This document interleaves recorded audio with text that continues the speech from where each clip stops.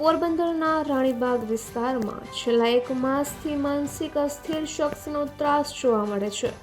આથી કંટાળી સ્થાનિક ધંધાર્થીઓ કમલાબાગ પોલીસ મથકે રજૂઆત કરવા દોડી આવ્યા હતા.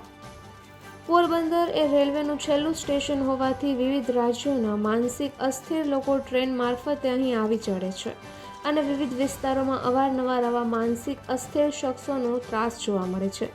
ત્યારે રાણીબાગ અને મામાકોઠા મંદિર આસપાસ છેલ્લા 1 માસથી કે પરપ્રાંતીય માનસિક અસ્થિર શખ્સનો ત્રાસ જોવા મળે છે, જેનાથી કંટાળી સ્થાનિક ધંધાર્થીઓ એકત્ર થઈ અને કમલાબાગ પોલીસ મથકે દોડી આવ્યા હતા અને પોલીસને રજૂઆત કરી જણાવ્યું હતું કે આજે આ શખ્સે 3 લારી ધારકો પર હુમલો કર્યો હતો, જેમાં એક પથ્થર ફેંક્યા હતા.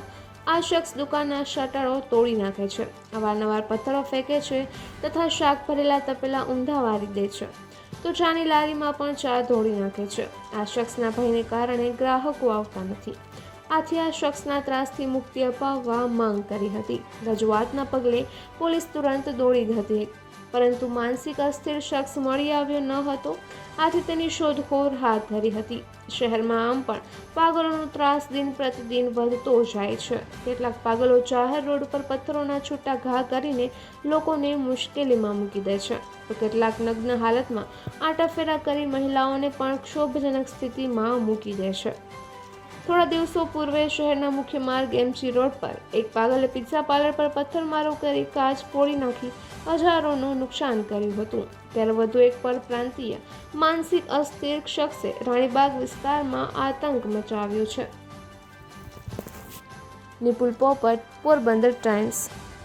વીરમભાઈ બાલુભાઈ ઓડેદરા શ્રીરામ ચા રાણીબાગ ત્યાં બધાને સંભારા ચાના ટોપિયા ઢોળી નાખે છે ને બધાને મારે, શટરો તોડી નાખે, પાણા મારે છે, બોર્ડમાં ઉપર મારે છે, પાણા બોર્ડ તોડી નાખે આખા ને માણસને ગરતી દાબી દે બધાને.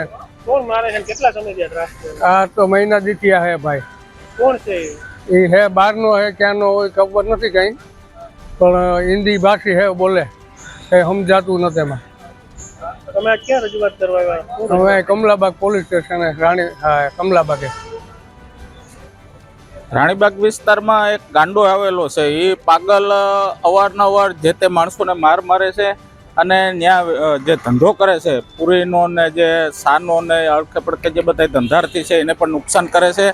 અને જેને તેને મારે આજે સવારના પર 3-4 જણાને માર્યા. એક જે સાની કેબિનવાળા છે માલધારી સમાજનો, એને પણ મારીને જ કાકડે સડી બેઠો અને પાણા હાથમાં હોય છે, અવનવા હથિયારો પણ હાથમાં લઈને રખડે છે. એટલે અમારું કહેવાનું છે કોકને લગાડી દે એવું વહેલી તકે એને કોઈ તંત્ર એને જબે કરી અને ત્યાંથી ખસેડે તો નહીં તરફ મોટી ખુવારી કરશે. કારણ કે કોકને પાણું મારી દે હલતા ચાલતા માણસોને તો વધારે લગાડી દે અને નુકસાન પણ કરે છે. કોઈનું પાણી ઢોરી નાખે, શા ઢોરી નાખે, ઓલે પૂરી શાકના જે તપેલા હોય ઉથમાં કરી નાખે. એટલે અવારનવાર આ બનાવી ત્યાં બનતા જ રહી છે.